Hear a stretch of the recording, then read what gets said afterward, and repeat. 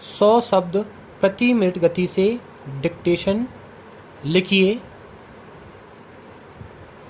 अध्यक्ष महोदय, मैं सदन का बहुत ही आभारी हूँ कि मुझे आज महत्वपूर्ण समस्या पर अपने विचार व्यक्त करने को कहा गया है। यह तो हम सबको बहुत अच्छी तरह से मालूम है कि देश में आजकल जो संकट की स्थिति उत्पन्न हो गई है, उसके बहुत सारे कारणों में से सबसे बड़ा कारण विद्यार्थियों में अनुशासनहीनता का होना है। क्या कारण है कि आज हर व्यक्ति जब किसी समस्या की ओर समाज का ध्यान आकर्षित करता है तो सर्वप्रथम विद्यार्थी वर्ग का ही उल्लेख किया जाता है। जहाँ तक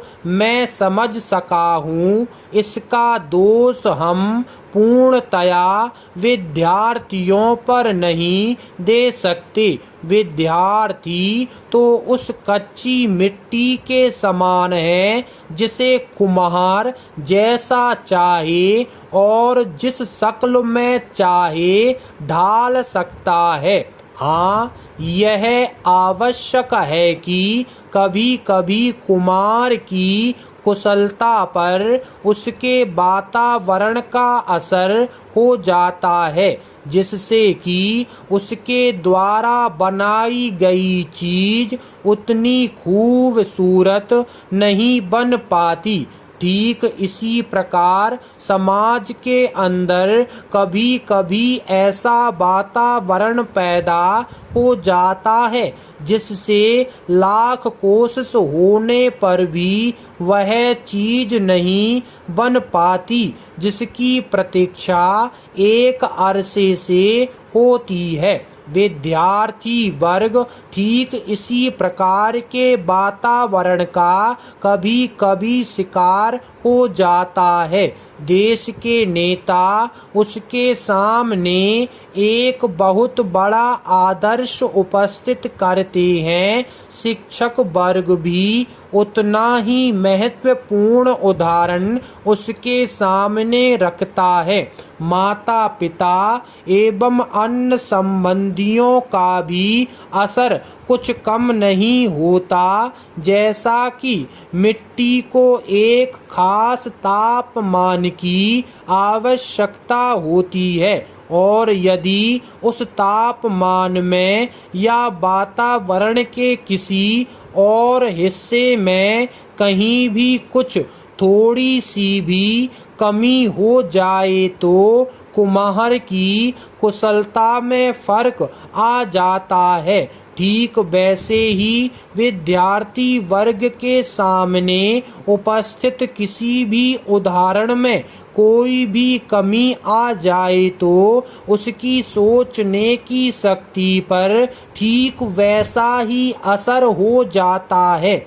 हमारे नेता विद्यार्थियों के सामने यह भाषण और शिक्षा देते नहीं थकते कि जीवन बहुत सादा व्यतीत करना चाहिए।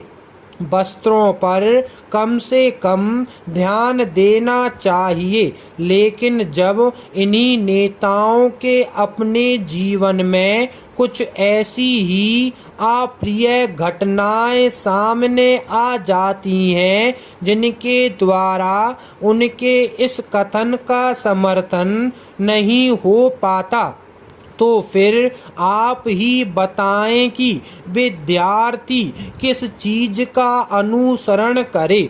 मैंने अभी कल ही दैनिक पत्र में पढ़ा कि अमुक अमुक मंत्री के घर में केवल बिजली का बिल उसके आधे वेतन से अधिक है।